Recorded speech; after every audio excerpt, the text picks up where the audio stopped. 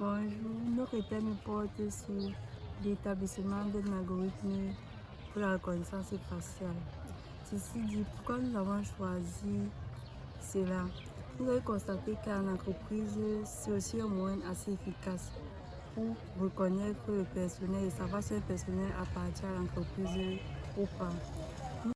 Pour élaborer notre projet, nous avons tout d'abord importé la bibliothèque Face Recognition qui va nous permettre de gérer la reconnaissance faciale. Nous avons également importé CV2 de la bibliothèque OpenCV qui va gérer le traitement des images et des vidéos. Ensuite, OSC, c'est pour les opérations sur les systèmes d'exploitation, et Globe, recherche sur le chemin des fichiers à l'aide de motifs.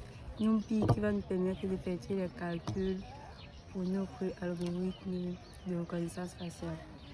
Dans un premier temps, nous avons créé la classe Simple Face Rate qui contient 3 variables de classe, dont la première Face Encoding qui va nous permettre de stocker les encodages spatiaux et reconnaître les figures.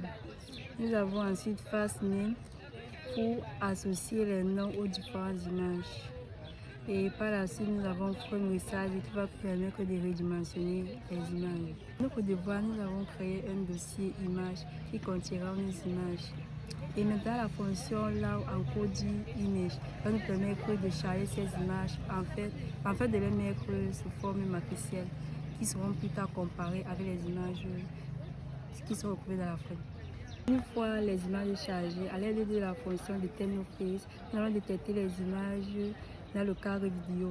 Le cadre est redimensionné à l'aide de la fonction CV2.resize et converti à RGB grâce à CV2.CVT_color. La variable Face Location nous permet de stocker l'emplacement des visages sur la frame. Face Encoding, quant à elle, va permettre de stocker la représentation matricielle de toutes les images sur la frame. Pour chaque encodage, on va comparer les visages connus avec les visages qui se trouvent sur la frame. Si ces visages ne sont pas reconnus, on aura un message, une affiche ou non. Dans le cas où c'est connu, on aura un nom qui sera associé à l'image. Dans le main, nous allons importer notre classe Simple Face Rate. Tout d'abord, nous allons créer une instance de cette classe. La variable SFR va nous permettre de charger les différentes images qui se trouvent dans notre dossier image. On va déclarer donc par la suite une boucle infinie qui va permettre à ce que la vidéo tourne, la capture vidéo tourne jusqu'à ce qu'elle soit arrêtée. On fait donc la détection des images et on affiche dans FaceLock. Un cadran et un test seront affichés sur chaque image dans la frame à l'aide de tout test et rectangle qui sont deux fonctions. Et enfin, on appuie échappe dont la clé est 27 si l'on désire arrêter la capture d'écran. En arrêtant cette capture d'écran, on met fin à l'exécution du programme et on ferme toutes les frames.